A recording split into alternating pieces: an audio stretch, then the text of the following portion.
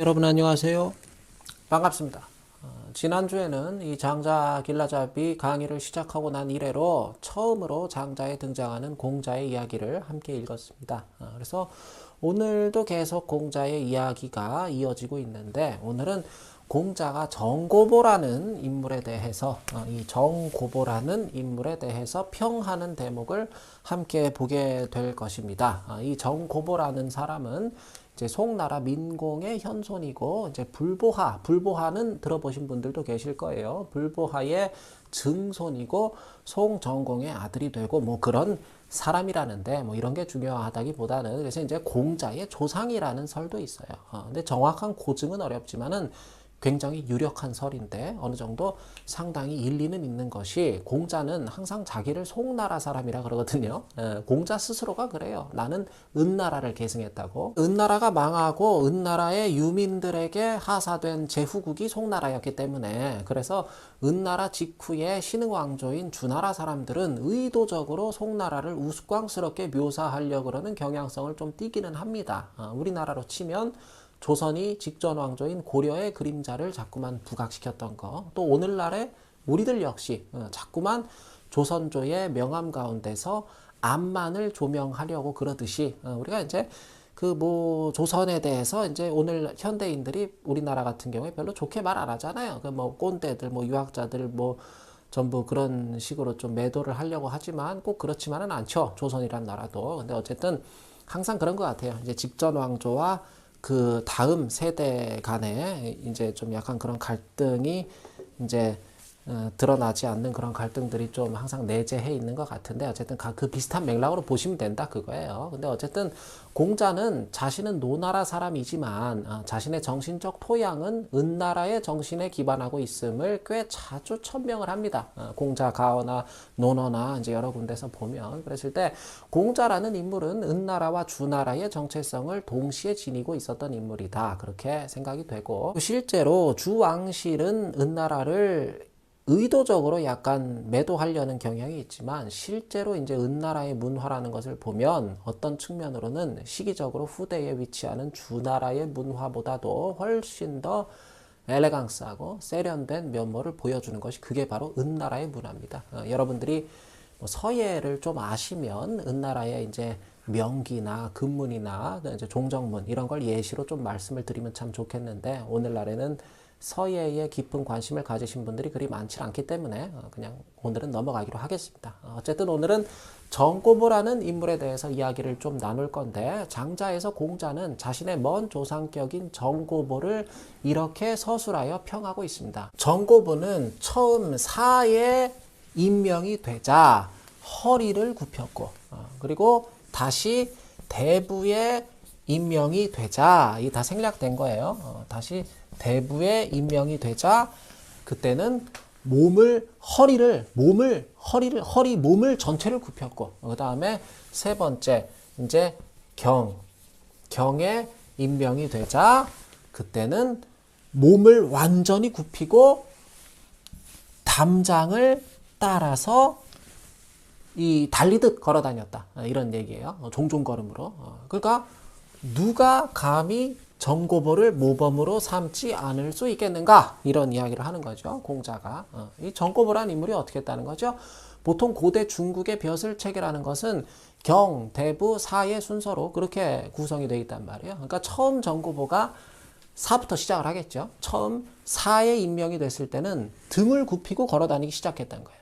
그리고 두 번째로 대부에 임명이 됐을 때는 허리를 전체를 굽히고 걸어 다니기 시작했다는 거죠. 허리 전체를 굽히고 걸어 다니면서 그렇게 남들을 대했다. 그런 이야기예요. 그리고 세 번째 경으로 승진을 하여서는 경이 되고 나서부터는 아예 머리도 들지를 않고 있는 대로 그냥 꼽추처럼 몸을 굽히고는 담장 아래만 그냥 되지도 않는 담장 아래로만 종종 걸음으로 뛰듯이 걸어 다녔다.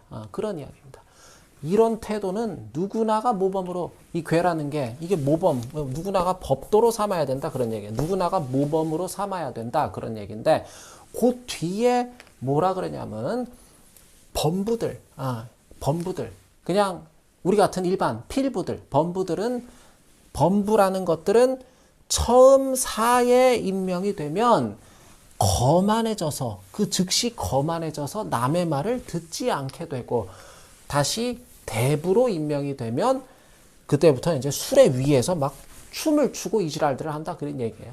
그 다음에 세 번째로 경애라도 임명이 되면 그때부터는 제부, 백부나 숙부들의 이름까지도 막 불러댄다 그런 얘기죠. 보통에 그렇고 그런 사람들은 어쩌다 운이 좋아서 사예라도 임명이 되면 그 즉시 오만방자해져서 남의 말을 일체 들으려 하질 않고 그러다 대부라도 되면 온 세상이 지거라도 된 양 그냥 막 백주 대낮에 수레 위에서 춤판을 벌이고 그러다 경이라도 된다 그러면 이 백부나 숙부 자기 삼촌들의 이름까지 함부로 마구 불러댈 정도로 그렇게 거만해진다. 그러니 누가 저 옛날 당요나 허유에 부합할 수 있겠는가? 그러니까 허유라는 사람은 요임금이 왕위를 물려주려고 이제 사람을 보내니까 귀가 더러워졌다 그러면서 그 즉시 냇가로 달려가서 자기 귀를 막 씻은 사람으로 잘 알려져 있잖아요. 소부라는 인물과 함께 동양에서는 은자, 은둔, 현자의 상징처럼 여겨지는 인물이기도 한데 우스갯소리지만은 허유가 그때 이제 요임금이 당신한테 왕위를 물려주고 싶소 하는 얘기를 들으니까 허유가 이제 허겁지겁 냇가로 달려가서 귀를 막 씻고 있는데 마침 그 조금 아래서 이제 허유가 여기 이제 냇가가 이렇게 있으면 여기서 허유가 막 달려가서 이제 귀를 막 씻은 거예요. 자기 귀를. 근데 그럴 때 조금 아래 여기서 이제 어떤 사람이 세수를 하고 있었대요. 그랬더니 근데 세수하고 있는데 막 갑자기 허유가 달려와서 여기서 막 귀를 씻으니까 이 사람이 허유한테 가서 물어봤다 그거죠.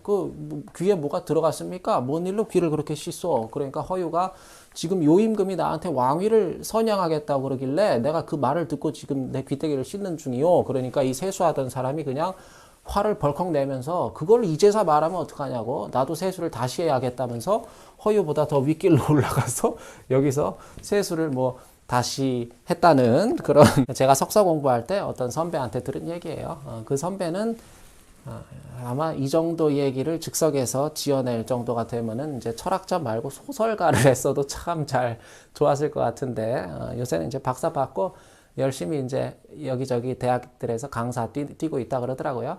학생들한테 맨 구라빨이나 세우고 그러면 안 되는데 하기가 거짓말도 재밌으면 용서가 되긴 합니다.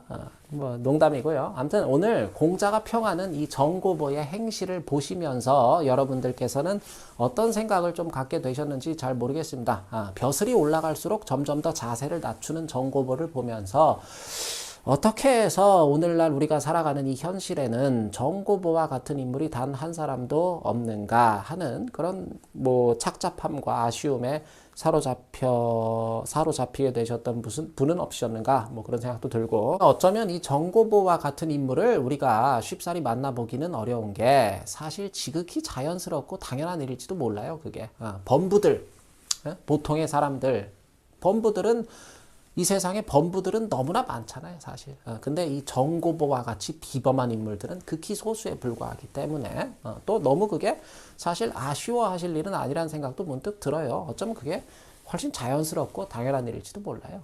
근데 오늘 아무튼 이 대목에서 좀 관건이 되는 부분은 과연 정고보라는 사람은 도대체 무엇을 위해서 신분이 고귀해질수록 자신을 낮추었는가? 뭐 때문에? 그리고 단순히 겉으로 드러난 모습 말고 막 몸을 굽히고 뭐 종종 걸음을 치고 이런 모습 말고 외양뿐 아니라 정고보가 진실로 낮추고 굽히고자 한 내면의 가치는 무엇이었는가 정도가 되지 않을까 싶어요. 오늘 이 대목에서의 관건은. 첫째로 신분이 높아질수록 자신을 낮춘다 하는 말은 곧 나의 의지와 노력만으로 내 신분이 상승하였다는 생각을 갖지 않는다는 것을 의미한다고 보시면 좋겠습니다.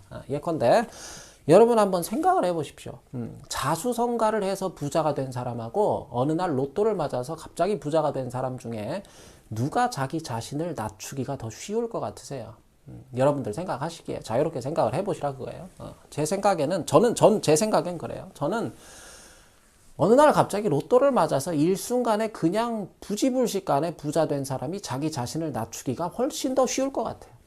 그만큼 뭐 돈을 까먹기도 더 잘 까먹을지 모르겠지만 어쨌든 자신을 낮출 수 있는 가능성만 딱 두고 봤을 때는 후자가 훨씬 더 쉬울 것이라고 저는 생각을 합니다. 우리 사회에서는 언제부턴가 뭐 이제 6, 70년대 뭐 새마을 운동하고 이럴 때부터겠죠. 뭐 이제 그때가 정점이고 최고조였던 것 같은데, 아무튼 뭐 산업화의 발군들 뭐 이라는 그런 어떤 상징성, 그런 것들하고 결부가 되면서 언제부턴가 우리 사회는 자수성가의 그림자보다는 빛만을 지나치게 조명하려는 시도가 꾸준히 있어 왔던 것 같아요. 우리 사회에는. 자수성가 했다 그러면 막 대단하고 뭐 이렇게 존경해주고 좀 그러려고 그러는 게 있잖아요. 근데 여러분들은 어떠세요? 주변에 혹시 자수성가했다 하면은 이렇게 퍼뜩 떠오르는 분들이 계세요? 저는 지금도 당장 떠오르는 분들이 이제 여러 계시는데, 제 머리에. 저는 개인적으로 자수성가 하신 분들을 별로 좋아하지 않습니다.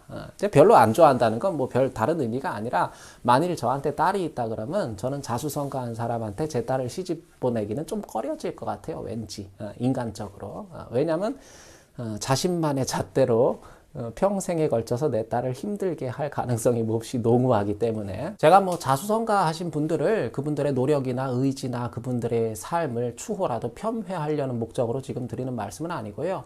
저 역시 그분들의 노력과 의지는 존경받아 마땅하다고 생각을 하는 바이나, 기본적으로 자수성가 하신 분들한테는 어떠한 마인드가 탑재되어 있는 경우가 많은가 하면요, 물론 이것도 역시 뭐 성급하게 일반화를 시킬 만한 사안은 아닙니다. 근데 얼마든지 이제 자수성가 하신 분들 중에도 안 그런 분들이 많이 계실 수 있지만, 그냥 제 경험에 비춰봤을 때 자수성가 하신 분들은 무척 확고하고 빡빡하고 높은 기준을 가지고 계신 경우가 많았던 것 같아요. 또 이러한 기준들을 자기 자신에게뿐 아니라 남에게 적용시키려고 하는 데에도 일말의 거리낌이 없는 경우가 좀 많았던 것 같아요. 근데 저는 뭐 이분들이 어느 정도는 이해가 되기도 하는 게, 자수성가를 했다는 건요, 기본적으로 내 노력과 의지로 계획했고 뜻했던 바들이 어느 정도는 잘 성공해 왔다는 것을 의미합니다. 그러니까 이분들은 자기 기준과 자신의 방식에 확신을 갖고 계시는 경우가 많아요. 그래서 안타깝게도 자수성가 하신 분들이 참 사회적으로도 그렇고 개인적으로도 그렇고 존경받아 마땅한 분들이 많이 계시는데, 이분들이 소위 언제부턴가 이 소위 꼰대의 행태를 보이면서 오늘날 현대 사회에서는 이제 욕을 먹게 되는 경우가 많아지는 것 같거든요. 이게 참 어떻게 보면 슬픈 일입니다. 한평생 열과 성을 다해서 자신의 삶을 대했고, 그래서 작든 크든 뭔가를 일궈냈고, 그런 분들이 존경 대신 멸시와 혐오의 대상이 되어야만 한다는 게 어찌 보면 참 슬픈 일인데, 우리가 소위 오늘날 꼰대라는 건요, 무엇을 꼰대라고 하는가 하면 내 기준과 내 방식을 고집하고 고수하는 것까지는, 그것만 가지고서는 꼰대라고 하질 않아요. 그 정도는 그냥 좋게 말하면 약간 뭐 배심이 좋은 사람, 내지는 고집이 좀 있는 사람 정도로 어찌저찌 귀엽게 봐드릴 수가 있어요. 근데 문제는 내 기준과 방식을 남에게 강요하는 그러한 폭력을 저지르게 될 때, 되게 그때 문제는 발생을 합니다. 그 과정에서 부상하는 개념이 이제 꼰대라는 개념인데, 근데 고집에는요, 좋은 고집이 있고 나쁜 고집이 있습니다. 좋은 고집은 확고한 자신의 뜻과 의지를 지니되 그것이 세상과도 통함으로써 조화를 이룰 수 있도록 자신의 고집을 펼쳐나가는 경우에 그것을 좋은 고집이라고 해요. 좋은 고집의 특징은 그래서 상통에 있게 됩니다. 소통 내지는 상통에. 그리고 상통이 되는 고집은 그거는 고무적인 고집이에요. 반면에 고집 불통이 있어. 불통. 고집은 고집대로 부리면서 통하지도 않게 되는, 남들과 세상과 서로 통하는 접점도 없는 그러한 고집 불통을 일러서 우리는 그런 고집을 대체로 이제 나쁜 고집이라 그러고, 일명 이제 똥고집이라 그러죠. 이제 똥고집을 따라다니는 유의한 표현들로는 뭐 절대, 반드시, 꼭, 틀림없이, 어김없이, 어떠한 경우에도 등의 이런 부사어들이 좀 대표적인 것들이 있습니다. 교수님들 중에도 자수성가한 교수님들이 꽤 계신 편이에요. 일명 생계형 전투 교수자로 분류가 되시는 그런 분들인데, 뭐 시골에서 지방 시골에서 다 쓰러져가는 초가집의 장남으로 태어나서 이제 서울 대학에 입학을 해서 교수자가 되기까지의 그 지난한 세월을 한 번씩 이제 들으라 치면은 정말 이제 눈물 없이는 들을 수 없는 경우가 많은데, 근데 아무튼 뭐 이분들이 뭐 실력은 뭐 두말할 나위 없이 뭐 출중하고 훌륭하십니다. 정말 다들 훌륭한 분들인데 문제는 이제 그분들의 제자들이 죽어나가는 경우가 많다는 거죠. 나의 기준이 너무 높고 확고하고 빡빡하기 때문에 이 제자들은 전부 죽어나가는 거야. 이런 분들한테 잘못 걸리면 진짜 요즘 같은 세상에도 박사학위를 받기까지 정말 10년이 걸리는 각종 정신병을 학위와 그리고 함께 수여받는 그런 불상사를 겪게 될 수도 있는데 이제 가끔 이제 학회나 저도 이런 데 가서 보면은 이제 뭐 참 배울 만큼 배운 분이 왜 저러시나 싶은 마음이 들 정도의 억지나 추태를 부리기도 하시고 뭐 그런 분들이 이제 종종 계시긴 합니다. 그게 너무 이제 다 모든 거는 너무 내 기준이 확고하고 그래서 그래요.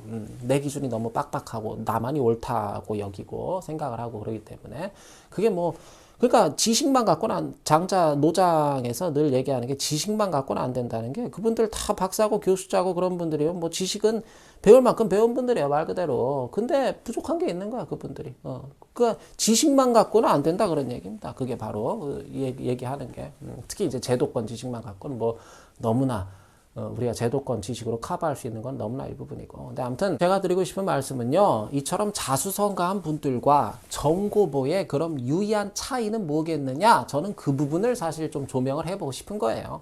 제가 아까 정고보가 승진할수록 자신을 낮출 수 있었던 주요한 까닭은 결코 내 능력과 내 노력과 내 의지로만 내게 이 자리가 주어진 것은 아니다 하는 끊임없는 성찰에 있지 않았겠느냐고 말씀을 드렸잖아요. 제가 이렇게까지 말씀을 드리면 혹시 기분 상하실 분들이 계실는지도 모르겠지만 여러분 정말 엄격하게 제가 말씀을 드리자면요. 이 세상에 자수성가라는 것은 있을 수가 없습니다. 그거는. 예. 내가 뭐 흙수저로 태어났든 수저가 없이 태어났든 그래서 내가 뭐 부모의 도움, 집안의 도움을 일체 받든 받질 못했든 간에 만약에 부모의 도움을 못 받았다면 내 학창시절의 선생이라도 선생이 아니라면 친구가 됐든 이웃이 됐든 누가 됐든 주변의 그 누구로부터라도 아무런 도움도 받지 않고 정말로 나는 오로지 나 혼자만의 힘으로 성공했다? 그런 사례는 있질 않습니다. 이 세상에. 예. 아까 제가 말씀드린 뭐 그 예시로 말씀드린 교수님들 같은 경우에도 아니 뭐 그 시골에서 가난한 집안에 태어나가지고 뭐 교과서 살 돈도 없고 문제집 살 돈도 없었다지만은 누군가는 가르쳐 줬을 거 아니에요. 공부를 학교도 다니고 누군가는 배웠지. 처음부터 한글부터 시작해서 다 내가 기억니은부터 떼가지고 내가 서울대학에 들어갔다 하는 분이 어딘단 말이에요, 이 세상에. 그러니까 자수성가라는 건 나 혼자만의 힘으로 뭘 했다는 건 있을 수가 없는 거예요, 이 세상에. 원래가 그런 사례는 있질 않습니다. 한 사람이 뭔가를 읽어내려면요. 특히 무에 가까운 상황에서 큰 유를 한 사람이 읽어내려면요. 그런 건 때도 따라줘야 되고 운도 따라줘야 되고 주변에 인복도 있어줘야 되고 또 내가 기회도 잘 잡을 수 있어야 되고 항상 그러니까 또 준비도 돼 있어야 되고 아무튼 이 모든 게 아주 절묘하게 맞아 떨어지고 했을 때 비로소 할까 말까 한 게 그게 바로 소위 말하는 자수성가입니다. 예. 자수성가를 하고자 했지만 뜻대로 잘 안 된 분들도 결코 그게 그분들의 노력이 부족하거나 의지가 부족했거나 그분들이 뭐 못나고 부족해서 그런 게 아니라고 제가 말씀드렸잖아요, 수차례. 이 세상에 오로지 내 힘과 내 노력과 내 의지만으로 되는 일은요, 여러분들께서 저보다 더 잘하시겠지만 안타깝게도 그런 일은 없습니다. 그게 현실임을 우리 모두 잘 알고 있지 않습니까? 정고보는 내가 사가 되고 대부가 되고 경으로 나아가는 그 과정이 내 노력과 의지로 가능하지 않음을 알고 있었던 사람이잖아요. 정고보는. 이 모든 것들이 내 노력과 의지로 가능하지 않음을 알게 될 때 사람의 마음에서는 뭐가 생겨나는가 하면요. 그때 바로 감사하는 마음이 생겨나게 됩니다. 예. 감사하는 대상이야 저마다 조금씩 다를 수 있겠지만 그러니까 정고보는 승진을 할 때마다 더 자신을 낮출 수밖에 없었던 게 아니었을까 싶어요. 감사하는 사람은요 필연적으로 겸손하게 됩니다. 교만한 사람이 매사 투정을 부리는 것처럼 진정 감사할 줄 아는 사람이 겸손한 것은 이건 일종의 어떤 공식 같은 거예요. 공식, 수학 공식 같은 거. 그렇게 봐도 무방할 것 같아요. 그랬을 때 저는 정고보의 겸손이 감사로부터 비롯됐다고 그렇게 생각을 하는 바이고 둘째로 그렇다면 정고보가 진정으로 낮추고 굽히고자 한 가치는 무엇이었는가? 외향적으로는 정고보가 허리를 굽히고 몸을 굽히고 걸음을 종종 걸음치고 담장 밑으로 걸어 다녔지만 정고보가 진정 낮추고 굽히고자 했던 그 내면의 가치는 무엇이었는가 할 적에 그것은 요 근래 저희가 장자 길라잡이를 함께 보면서 계속 화두로 부상하고 있는 바로 그거 나만의 기준이 되겠죠. 나만의 기준.